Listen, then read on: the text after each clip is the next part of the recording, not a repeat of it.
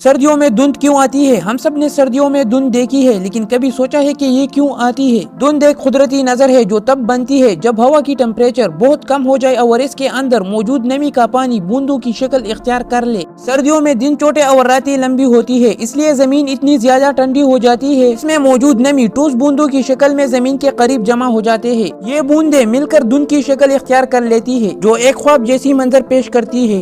ऐसी informative videos देखने के लिए हमारे चैनल को सब्सक्राइब करें।